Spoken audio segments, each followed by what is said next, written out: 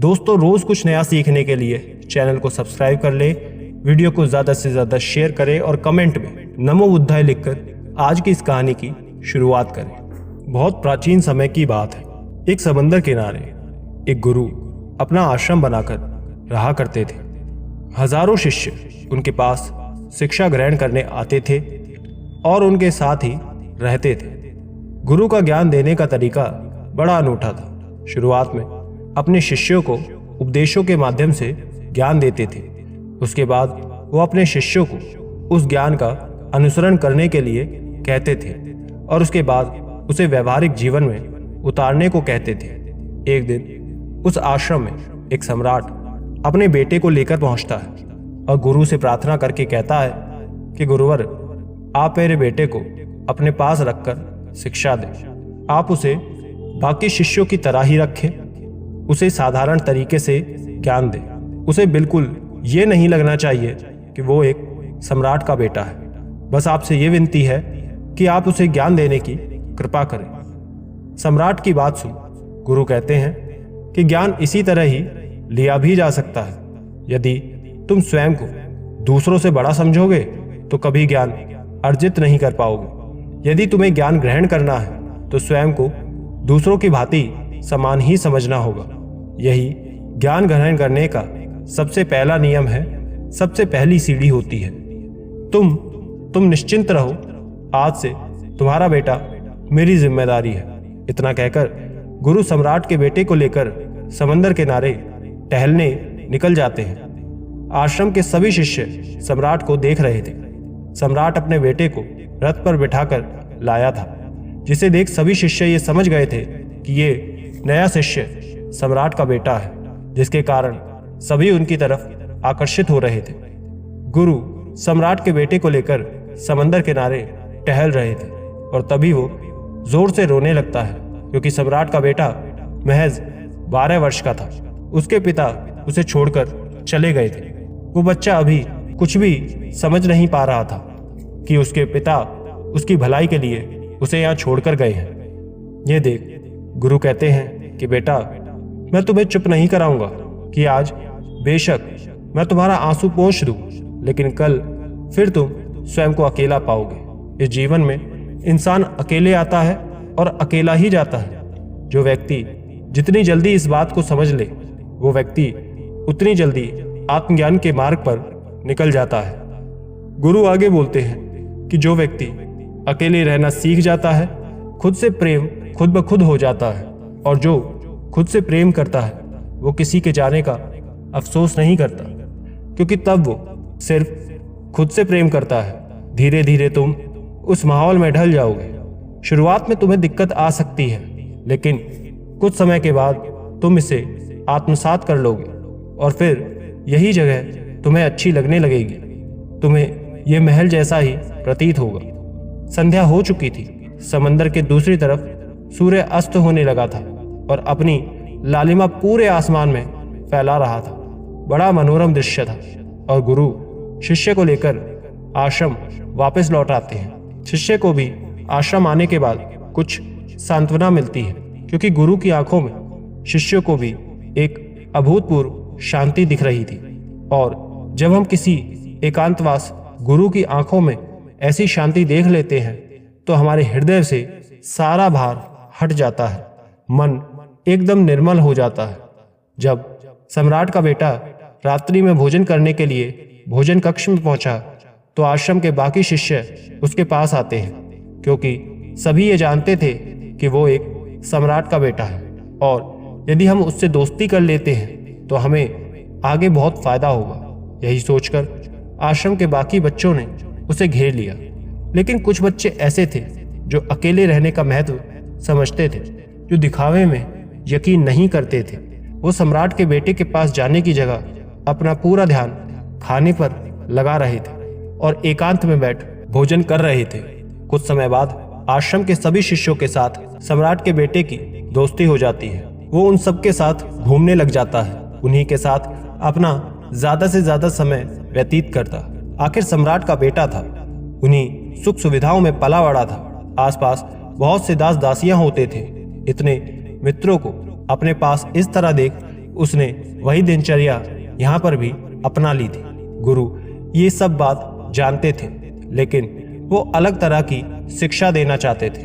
बच्चों को आप ज्ञान उपदेश देकर नहीं दे सकते, उन्हें साक्षात्कार करवाना पड़ता है। उसके बाद ही उन्हें वो बात समझ आती है जो आप उन्हें समझाना चाहते हैं। गुरु ये बात जानते थे कि वो यदि उसे कुछ बोलकर सिखाएंगे तो उसे कुछ समझ नहीं आएगा, इसलिए उसे दिखाना पड़ेगा, यह एहसास करवाना पड़ेगा कि अकेले रहने से ही तुम अपनी शक्तियों को जान पाओगे। यही सीख देने के लिए गुरु एक दिन अपने शिष्य को पहाड़ी की चोटी पर ले गए और वहां जा गुरु ने शिष्य से कहा कि अब तक तुम्हारा ज्ञान पूरा हो चुका है, अब बस एक रात तुम्हें यहाँ रुकना होगा।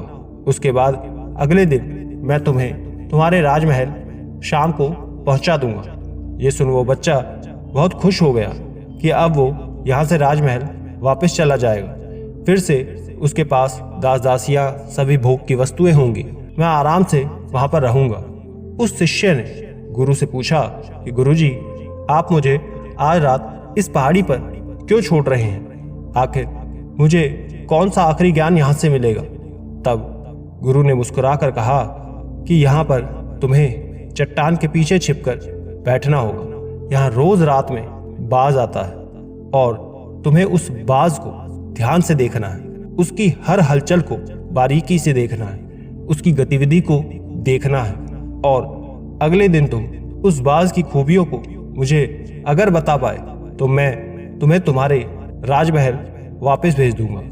सुबह होने से पहले एक बात का तुम्हें यहाँ और ध्यान देना है कि यहाँ हर प्रतिदिन एक चरवाहा आता है, तुम्हें उसकी भेड़ों की गतिविधि को भी ध्यान से देखना है। ध्यान रहे, रात में उस बाज की गतिविधियां और दिन में उन भेड़ों की गतिविधि, तुम्हें इन दोनों की गतिविधियों को ध्यान से देखकर मुझे अगर तुम बता पाए तो तुम उस आश्रम से हमेशा के लिए चले जाओगे।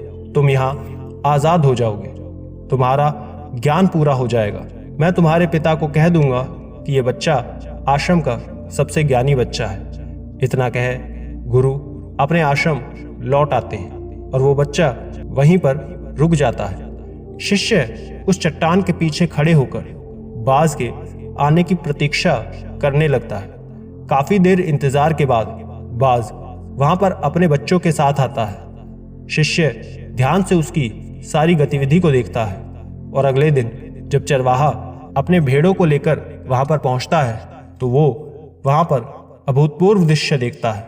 उसने देखा कि वो बाज भेड़ के एक मेमने को पकड़कर आसमान में उड़ जाता है। उसने उस भेड़ के बच्चे का शिकार कर लिया था। ये सारा दृश्य देखकर वो आश्रम में अपने गुरु के पास पहुंचता है। इससे पहले गुरु उससे कुछ पूछते, वो गुरु को प्रणाम कर स्वयं से कहता है कि गुरुदेव, आप आश्रम के सभी शिष्यों को यहाँ बुला लें। मैं आप सबको बताना चाहता हूँ कि मैंने क्या देखा। जब आश्रम के सभी बच्चे वहां पर पहुंच जाते हैं तब सम्राट का बेटा सभी से कहता है कि मैंने आज तक बहुत से पक्षियों को देखा, लेकिन बाज उन सभी पक्षियों में से सबसे अद्भुत और सबसे अलग होता है। उदाहरण के लिए एक तोता जिसे हम सभी ने देखा है। तोता बोलता तो बहुत है लेकिन कभी ऊंचा नहीं उड़ पाता, लेकिन एक बाज जो हर समय शांत रहता है, वो आकाश को भी छू सकता है। उसमें आकाश को भी छू लेने का सामर्थ्य होता है। जब भी कोई बाज किसी शिकार पर नजर गड़ा लेता है तो उसका शिकार करके ही रहता है, चाहे वो कितनी भी ऊंचाई पर क्यों ना हो, चाहे कितना भी बड़ा तूफान क्यों ना आ जाए, लेकिन उसकी नजर हमेशा अपने लक्ष्य पर रहती है, स्थिर रहती है। आज सुबह मैंने जिस बाज को देखा उसने हर भेड़ को अपना शिकार नहीं बनाया, बल्कि उन भेड़ों के झुंड में से उस मेमने को अपना शिकार बनाया। उस बाज की तरह हमें भी अपना ध्यान उस एक ही लक्ष्य पर स्थिर रखना चाहिए, चाहे कितनी भी अड़चनें क्यों ना आए। हमें अपना लक्ष्य स्पष्ट दिखाई देना चाहिए। दूसरी बात, हमें अलग अलग लक्ष्य पर ध्यान देने की जगह एक ही लक्ष्य पर पूरी एकाग्रता के साथ ध्यान देना चाहिए। तीसरी बात जो मैंने उस बात से सीखी जो हम सभी को सीखनी भी चाहिए वो ये है कि बाज कभी भी दूसरे पक्षी के साथ नहीं उड़ता, वो हमेशा आकाश में अकेला उड़ता है। इससे हमें यह सीख मिलती है कि हमें कभी भी छोटी सोच वाले लोगों के बीच नहीं रहना चाहिए। आखिरकार हम भी वही बन जाते हैं जिसके साथ हम रहते हैं। इसलिए या तो बड़ी सोच वालों के साथ रहो या फिर अकेले रहो, क्योंकि जब हम अकेले रहते हैं तभी खुद की ताकत और कमजोरी को जान पाते हैं। कमजोरियों को जान उसे दूर कर सकते हैं और अपनी ताकत को पहचान उसका सही उपयोग कर सकते हैं। लेकिन ये तभी संभव होगा जब हम अकेले रहना सीख जाएंगे। चौथी सीख जो हमें बाज से लेनी चाहिए कि एक बाज हमेशा अपनी सीमाओं से ऊपर उठता है। जब तूफान आता है तो हर एक पक्षी अपने घोंसले की तरफ जाता है, खुद को छुपाने का प्रयास करता है, लेकिन बाज ऐसा कुछ नहीं करता। वो खुद की सीमाओं को तोड़कर बादलों से भी ऊपर उड़ने का प्रयास करता है।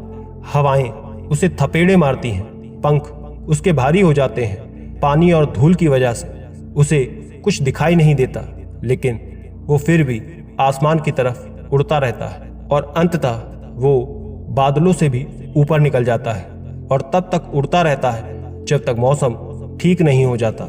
बाज अपनी सीमाओं को सिर्फ इसलिए तोड़ पाता है क्योंकि वो अपनी समस्याओं से कभी घबराता नहीं है, उससे डरकर बचने का प्रयास नहीं करता, बल्कि एक सकारात्मक नजरिए के साथ उसका सामना करता है। जीवन में चाहे जितनी अड़चनें क्यों ना आ जाए, हमें उन अड़चनों से लड़ना चाहिए, ना कि उनसे डरकर भागना चाहिए। बहादुर तो वो लोग होते हैं जो तूफानों से टकरा जाते हैं। कायर तो वो होते हैं जो अपने घर में, अपने घोंसले में अपनी जगह ढूंढकर बैठ जाते हैं। पांचवी बात जो हम बाज से सीख सकते हैं वो ये कि बाज कभी भी अपने घोंसले में कोमल तिनके नहीं रखता। जो तिनके कोमल हो जाते हैं उसे निकालकर फेंकता रहता है। ठीक उसी तरह चाहे कितनी भी आरामदायक जिंदगी आपको मिली हो, लेकिन उस आराम से ऊपर उठकर अपने आलस्य को तोड़कर जीवन में मेहनत करनी चाहिए। जीवन में पसीना बहाना चाहिए, शारीरिक मेहनत करनी चाहिए। अपने घोंसले से कोमल तिनके उठाकर फेंक दो और आज ही अपने आलस को तोड़कर निकल पड़ो। हर दिन स्वयं को चुनौतियां दो, हर दिन मुश्किलों से लड़ो, फिर देखना वही मुश्किलें तुम्हें मजबूत बना देंगी। जंगल के राजा शेर को भी झुंड बनाकर शिकार करता देखा जा सकता है, लेकिन बाज हमेशा अकेले में शिकार करता है, क्योंकि वो जानता है कि भीड़ हौसला तो देती है लेकिन साहस छीन लेती है। आदमी को हमेशा अकेले ही आगे बढ़ना होता है। यही कारण होता है कि वो जल, थल और नभ सभी जगहों पर अपने शिकार का परचम लहरा सकता है।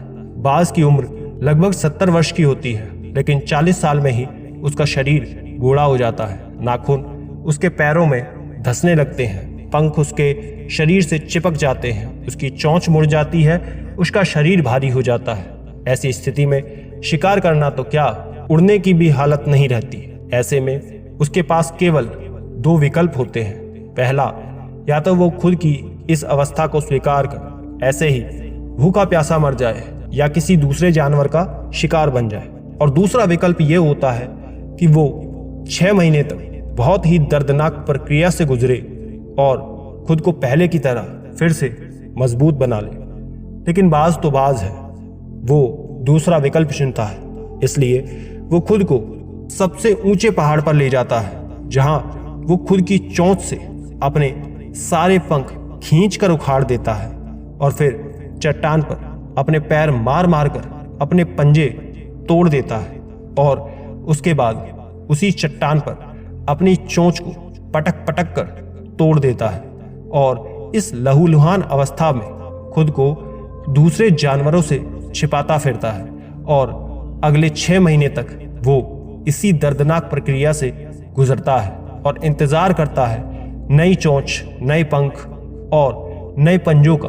तब फिर जाकर वो अपनी नई जिंदगी शुरू करके निकल पड़ता है अपने शिकार पर और अगले 30 सालों तक फिर से राज करता है। इसलिए समय आने पर हमें भी अपनी पुरानी आदतों को छोड़ना पड़ता है और कुछ नया सीखना पड़ता है, समय के साथ बदलना पड़ता है, स्वयं को तैयार करना पड़ता है, वरना हमारा भी शिकार हो सकता है, हम भी पीछे रह सकते हैं। इसके बाद सम्राट का बेटा भेड़ों की विशेषता बताते हुए कहता है कि भेड़ हमेशा झुंड में चलते हैं, उन्हें हमेशा झुंड में चलने से हिम्मत मिलती है, लेकिन जैसे ही उनका शिकार होता है वैसे ही वो भेड़ इधर उधर हो जाते हैं और सभी भेड़ों में से एक भी भेड़ वापस एक दूसरे की मदद करने के लिए नहीं आते, एक दूसरे को अकेला छोड़ देते हैं। इससे हमें यही सीख मिलती है कि हमारे साथ कितने भी लोग खड़े क्यों ना हो, आपको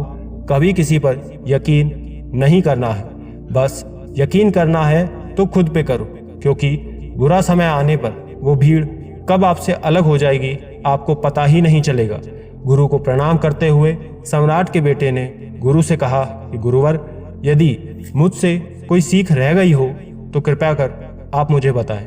गुरु ने सभी बच्चों को संबोधित करते हुए कहा कि ये सभी बातें जो अभी इस बच्चे ने आपसे कही वो सब सही है, लेकिन ये सब खूबियां आप लोगों में तभी पैदा हो जाएंगी जब आप अकेले रहने का प्रयास करेंगे। आपने देखा होगा कि बाज कभी किसी दूसरे पक्षी के साथ नहीं रहता, ना ही किसी के साथ अपनी जोड़ी बनाता है। वो आसमान में अकेले उड़ता है और अकेले उड़ने की वजह से वो अपनी ताकत और कमजोरियों को जान पाता है। इसके बाद गुरुजी ने अपनी बात को खत्म करते हुए कहा कि मैं आज रात इस सम्राट के बेटे को इसके राजमहल में छोड़ने के लिए जा रहा हूँ, क्योंकि इसकी सीख आज यहाँ पर पूरी होती है। और तब गुरु सम्राट के बेटे का हाथ पकड़कर महल की तरफ निकल जाते हैं और बाकी के सभी बच्चे उसे पीछे से जाते हुए देखते रहते हैं। दोस्तों, आशा करते हैं आपने भी ये बात सीखी होगी और भी ऐसी सीख के लिए स्क्रीन पर दिखने वाली कहानियों को भी एक बार जरूर सुन लें। धन्यवाद।